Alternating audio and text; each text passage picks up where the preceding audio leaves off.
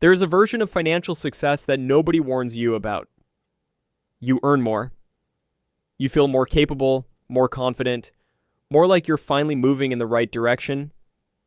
And then quietly, without any single dramatic moment you can point to, you end up with less than you had before. Not less income, less actual financial ground. And the most disorienting part is that the mechanism behind it isn't bad luck or overspending in any obvious sense. It's your brain doing exactly what it was built to do, and doing it better the more you earn. Here's the counterintuitive reality that behavioral economists have been documenting for decades. Income growth does not automatically produce wealth accumulation. In many documented cases, it moves in the opposite direction. Research from Vanderbilt University and data from the Consumer Financial Protection Bureau consistently show that a significant percentage of high earners carry little to no meaningful savings despite above-average incomes for years, sometimes decades.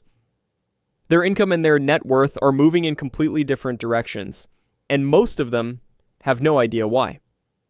The replacement frame is this: earning more doesn't make you wealthier on its own. It amplifies whatever psychological relationship with money you already have. If the underlying patterns are working against you, more money moves through the system faster. Higher income is an accelerant. It is not a solution. The foundational brain mechanism behind everything you're about to hear is called hedonic adaptation. Your brain's reward circuitry is calibrated for change, not for absolute levels. A raise produces a genuine neurological pleasure response, a real signal, a real feeling of progress. But that response fades within weeks as the new income becomes the new baseline. Your brain then requires the next increase to generate the same signal. This is not a character flaw. This is baseline human neurology, and virtually everyone is running it. Stay with me, because once you understand the 9 specific patterns built on top of that mechanism, you'll never look at your next raise the same way. The first pattern is one that almost nobody frames this way. Their spending updates faster than their bank account does. And here's something fascinating and slightly uncomfortable about why. Most people assume lifestyle inflation happens because of greed or carelessness. It doesn't. Research from Cornell University's economics department on positional spending found that people adjust their consumption benchmarks to match their new income tier within a surprisingly short window, often within the same month a raise takes effect. The engine behind that adjustment isn't desire, it's belonging. Your brain is not asking, "Can I afford this?" It is asking, "Will I be seen as belonging here?"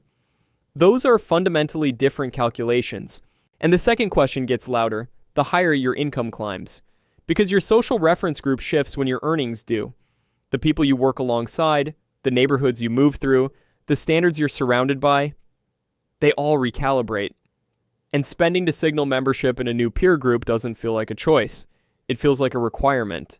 The prefrontal cortex, which handles long-term planning, is regularly overridden by the brain's social threat detection circuitry, not because you're weak, because social belonging is a survival-level need, and your nervous system treats it accordingly. This is where the self-recognition usually lands. A raise arrives. And within weeks, the old apartment feels cramped in a way it didn't before. The car you drove for 3 years starts to feel embarrassing in the parking lot. The wardrobe that was fine last season no longer feels representative of who you are now. None of those things actually changed. Your brain's reference point did. And the gap between your income and your net worth begins to widen, silently, without drama, before you've had time to notice. The trade-off here is real and worth naming honestly. Spending to match a new peer group isn't irrational. Social connection is a genuine human need, and the research on belonging confirms that it has real consequences for well-being. The cost is that it can make income increases financially neutral or even negative. You earn more. You feel like you're moving forward. Your savings rate drops. The second pattern runs deeper than the first. They start solving emotional problems with a larger budget. And here's where it gets interesting, and where a lot of financial advice completely misses the point. When income is constrained, emotional regulation through spending is also constrained.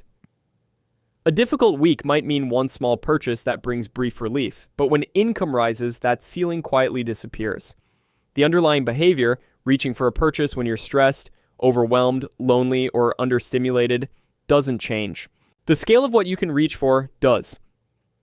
Research on effective forecasting and consumer behavior, much of it developed through the work of psychologists at Harvard and the University of Virginia, has found that people consistently overestimate how much a purchase will improve their emotional state and underestimate how quickly that improvement disappears. Effective forecasting is the brain's attempt to predict its own future emotional responses, and in financial contexts, it is systematically optimistic. You imagine that the thing you're buying will feel better, and for longer, than it actually will. The dopamine system does not respond to the price tag of a purchase. It responds to the anticipation of reward. A larger budget doesn't produce more lasting emotional relief. It produces larger scale versions of the same temporary relief. The technical term is affective hedonic adaptation. The emotional return on a significant purchase fades just as quickly as the emotional return on a minor one. But here's what nobody tells you. A raise can make emotional spending more expensive without making it more effective. The relief lasts the same amount of time. The bill is just larger. And the underlying need, the stress, the exhaustion, the sense of disconnection, remains completely unaddressed. The psychology behind using a larger budget to feel better is this. The ceiling rose. The pattern beneath it didn't. And if emotional regulation through spending was already the default response before the income increased, more money doesn't change the default, it upgrades the price point. The third pattern is the one that tends to feel the most like a reasonable decision at the time. They upgrade their fixed costs and accidentally lock themselves in. And here's the thing, this one is particularly invisible until the moment it matters most. Variable spending can be reduced relatively quickly when circumstances change. Fixed costs cannot. Rent, mortgage payments, car financing, insurance premiums, recurring subscriptions, these are commitments that require a certain income level to sustain. When income rises, people tend to upgrade fixed costs first, because those upgrades feel stable and warranted. A better apartment feels like an investment in quality of life. A more reliable car feels responsible. The upgrade feels like freedom. Over time, it becomes a floor. Research from the National Bureau of Economic Research on household financial fragility has found that income volatility produces significantly more financial distress in households with higher fixed cost loads, even when average income between households is comparable. A high-income household carrying high fixed costs is often more financially fragile than a moderate-income household with low fixed costs. The income looks more secure. The architecture underneath it is not. The brain mechanism at work here is loss aversion, the well-replicated finding from behavioral economics that the psychological pain of losing something is roughly twice as intense as the pleasure of gaining it. Once a lifestyle upgrade becomes the baseline, it stops feeling like a gain. It becomes neutral, and losing it feels like a significant setback. Your brain will perform considerable financial contortion to protect a standard of living that, before the raise, simply didn't exist. The feeling from the inside sounds like this. I can't go back to that apartment. I need this car. We can't disrupt the kid's school situation. These statements feel true. They feel like facts about your life. The brain has recategorized upgrades as necessities, and necessity feels different from choice. The trade-off is worth acknowledging directly.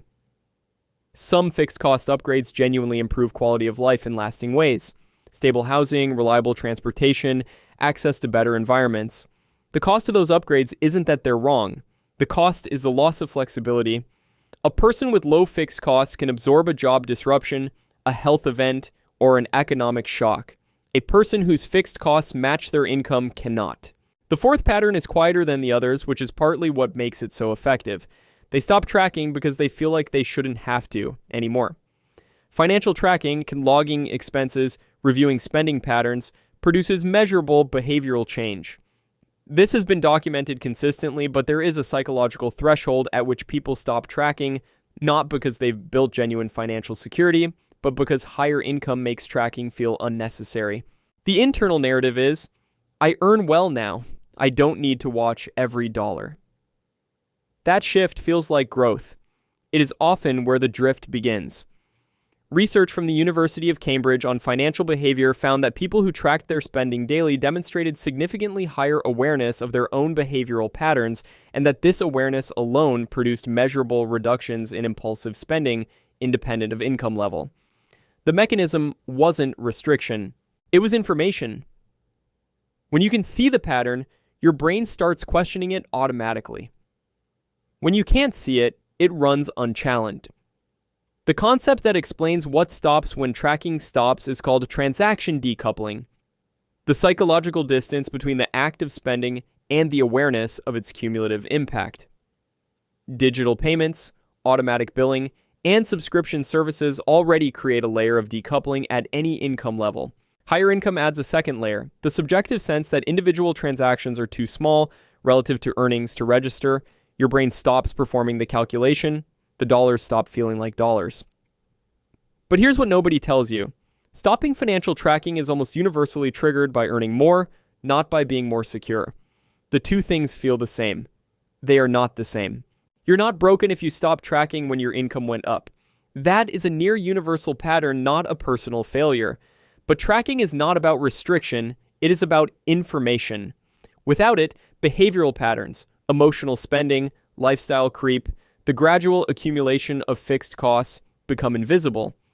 And invisible patterns are the ones that compound longest without correction. The fifth pattern is the one that makes the others possible. They confuse income with net worth, and the brain lets them. And here's the thing, the feeling of being financially secure and the architecture of being financially secure are two entirely different things. Income is a flow. Net worth is a stock.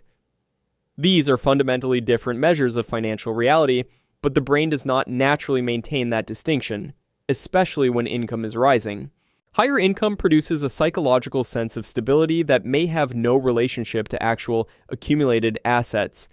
Data from the Federal Reserve Survey of Consumer Finances has consistently shown that a meaningful percentage of households in the top income quartile carry net worths that do not reflect their earning history, because the income was consumed rather than accumulated over time. Your brain generates confidence signals based on current resource availability, not on balance sheets. When income is comfortable and spending feels manageable, the brain's threat detection system stays quiet. And quiet threat detection feels like security. It produces the physiological experience of being okay. It is not the same as being okay. The prefrontal cortex, which would perform the long-term calculation, requires deliberate activation. It does not run that calculation in the background automatically. What this feels like in practice, you earn well, you spend comfortably, you don't experience financial stress in any acute sense. And yet, if a significant unexpected expense arrived tomorrow, or if your income stopped for 4 months, the structure would not hold. The feeling of security and the actual capacity to absorb disruption are separated by a gap that can take years of continued earning to close, if it ever closes. The trade-off here is also real. The psychological benefit of feeling financially secure is not nothing. Chronic financial anxiety has documented health consequences. The problem is not the feeling of security. The problem is when the feeling replaces the structure rather than reflecting it. The sixth pattern is one that masquerades as competence.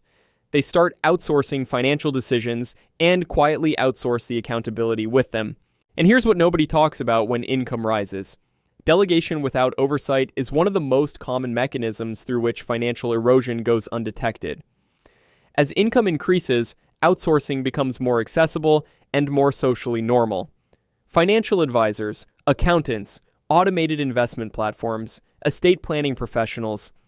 This is not inherently a problem. In many cases, it is the right move. The pattern that becomes costly is what happens psychologically when the delegation is made. Research from behavioral finance, including work associated with scholars who study client-advisor dynamics, has found that clients who delegate financial decisions without maintaining independent oversight show lower financial literacy over time and greater vulnerability to poor advisory outcomes, including both chronic underperformance and, in documented cases, advisory fraud. The brain mechanism is called cognitive offloading, the well-documented tendency to reduce internal processing when an external agent or system has been assigned responsibility. When applied to financial oversight, the brain reduces the salience of financial information because it has assigned responsibility elsewhere. Out of sight is, quite literally, out of active neural processing. Not laziness, not carelessness. A predictable cognitive response to delegation. one that evolution designed to preserve mental resources and that functions reasonably well in most domains. In financial oversight, it can be ruinous. The subjective experience sounds like reasonable confidence. My advisor handles that. My accountant takes care of it. The platform is automated. These feel like adult decisions. They often are. The risk is when they become a reason to stop understanding what is actually happening with your own money. No advisor has the same stake in your financial outcome that you do. Oversight is not distrust. It is basic financial self-protection. The seventh pattern is the one that tends to produce the most defensive reactions, which is itself a signal worth paying attention to. They tie their identity to their income level and then make financially damaging decisions to protect it. And here's the thing. This one hits hardest because it looks the most like integrity. For many people, as income rises, it becomes integrated into self-concept. This is particularly pronounced in professional environments where career achievement functions as a primary identity marker. When income becomes identity, financial decisions stop being purely economic calculations. They become self-protective maneuvers. Avoiding a career pivot that would temporarily reduce earnings even when the long-term trajectory is stronger. Staying in an expensive city because leaving would feel like retreat rather than strategy. Taking on debt to maintain appearances during a period of income disruption. The financial logic is poor in each case. The psychological logic is completely coherent. Research from the University of California, Berkeley on self-concept and financial risk-taking has found that individuals with higher income identity fusion showed greater resistance to income-reducing decisions even when those decisions were financially advantageous over a medium-term horizon. The brain processes threats to social identity through neural pathways that overlap significantly with the processing of physical threat. Work documented extensively by social neuroscientists studying what is sometimes called social pain. A potential income reduction activates a threat response, not a planning response. And decisions made under threat response are oriented toward defense, not toward optimal outcomes. The internal experience of this pattern, a position with a lower base salary but genuinely stronger long-term prospects, feels viscerally wrong even when the numbers favor it clearly. A conversation about reducing expenses feels like a confession of failure rather than a practical adjustment. These are identity responses wearing the clothes of financial reasoning. Your brain processes income identity threats through the same neural pathways as physical danger, and you cannot optimize your financial life from a threat state. The trade-off is worth naming honestly. Connecting your sense of self to your professional achievement is not inherently destructive. It can be a powerful motivator, a source of meaning, a genuine engine of career advancement. The cost emerges when that connection makes it impossible to see your own options clearly. When the identity is at stake, the options available to your prefrontal cortex narrow significantly. The eighth pattern is the one that most people recognize the moment it's named, and then immediately reassure themselves they're not doing. They treat future earnings as money they've already received. Higher earners are statistically more likely to carry significant debt, not consumer debt born of hardship, but anticipatory debt. Debt taken on because future income is expected to cover it. A larger mortgage calibrated to the next promotion. A significant purchase on credit because the annual review is coming. A leveraged business investment against projected revenue. The future income feels real because it is probable. And the brain processes probability as near certainty under conditions of optimism bias. Research from Duke University's Center for Advanced Hindsight on optimism, bias in financial planning has found that people consistently overestimate future income, underestimate future expenses, and make present financial commitments calibrated to the optimistic scenario rather than to a realistic range of outcomes. Optimism bias is the well-replicated finding that the human brain systematically overestimates positive future outcomes. The work of neuroscientist Tali Sharot and others has documented how this functions at the neural level. Combined with mental accounting, the tendency to treat money differently based on its perceived source or timing, anticipated income begins to feel categorically different from hypothetical money. It feels earmarked. It feels real. It is not yet real. You're not broken for doing this. Pre-spending against expected earnings is a near-universal cognitive pattern, not a planning failure unique to you. But when the raise is delayed, when the bonus is smaller than projected, when the trajectory stalls for reasons outside your control, The debt load built against anticipated income becomes a structural problem that can take years to unwind. Not because you were irresponsible, because optimism bias was running quietly in the background while you were making what felt like reasonable decisions. The internal narrative sounds like sound planning. I can absorb this. The trajectory is upward. This is the right moment to stretch. These feel like confidence. They are optimism bias dressed as strategy. The ninth pattern is the one that holds all the others together. And it is the one that is hardest to see precisely because it feels like a belief rather than a behavior. They never updated the belief that earning more would fix it. Underneath every pattern described here is a belief system about money that formed early, often in childhood or early adulthood, and that income increases do not automatically revise. The belief that when I earn more, I will finally feel secure is a schema, not a fact. A schema is an organized belief structure the brain uses to filter and interpret incoming information efficiently. And schemas resist updating even when contradicting evidence accumulates directly and repeatedly. People earn more and do not feel more secure. They earn significantly more and the anxiety persists, or the comparison expands, or the spending accelerates to match the new normal. And they interpret this not as evidence that the belief was wrong, but as evidence that they haven't earned enough yet. Research published through the Journal of Financial Therapy, particularly through the work of researchers like Brad Klontz on what he terms money scripts, has documented that core money beliefs formed before adulthood are among the strongest predictors of adult financial behavior, independent of income level. Money scripts are unconscious rules. The brain applies to financial decisions automatically without deliberate activation. They shape what feels like enough, what feels like safety, what feels like the right thing to do with money, and they operate below the level where most financial advice ever reaches. Here's the thing, the goalpost doesn't keep moving because you're greedy. It moves because the schema hasn't been updated.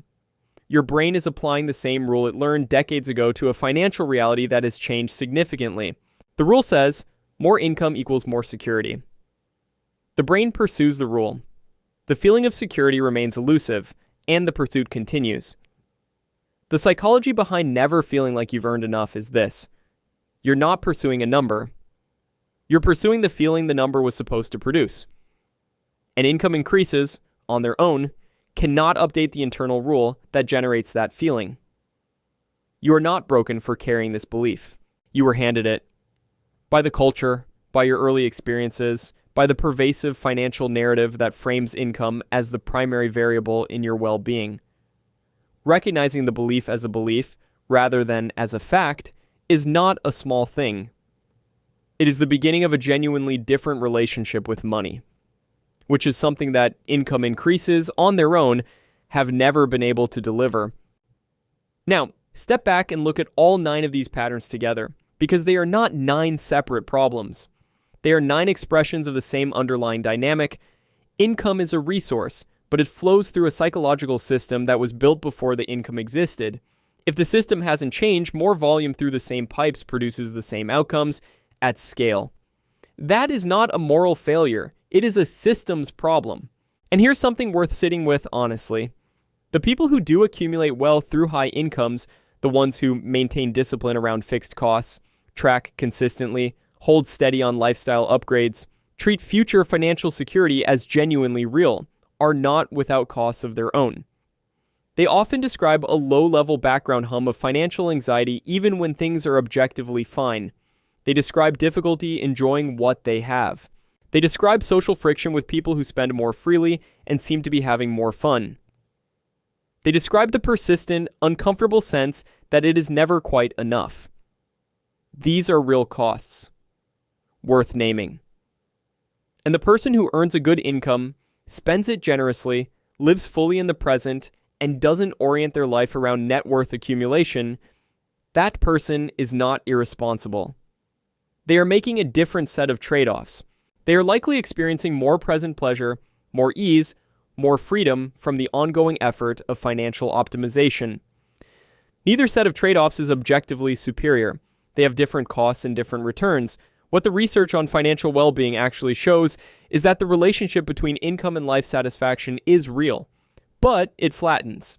More recent research from the Wharton School, including work by Matthew Killingsworth, suggests that well-being does continue to rise with income, but at a progressively slower rate, and that the relationship is more nuanced than any single threshold can capture.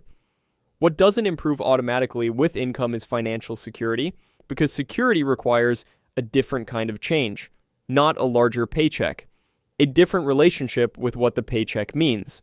The goal of this conversation is not to make high earners feel guilty or to make people who struggle with money feel more overwhelmed. It is to offer something more precise than either of those responses. Income is not the variable that produces wealth. The relationship between your nervous system and money is. And that relationship can be examined, understood, and in many cases, genuinely updated. That work is different from, and in most cases more important than, the next race. If some of these patterns resonated, that recognition is information, not a verdict. You don't have to fix all 9 at once. You don't have to fix any of them today. But the one that landed hardest is usually the one worth starting with. And starting is what changes the system. If this shifted how you're thinking about your own income or the income you've been working toward, drop a comment and tell me which pattern you recognize most in yourself. And if you want more content that explains the psychological mechanisms behind money behavior without the shame, subscribe. That's exactly what this channel is for. This channel is created for educational and informational purposes only. It is not intended to replace professional psychological, medical, financial, or therapeutic advice. Always consult with a professional.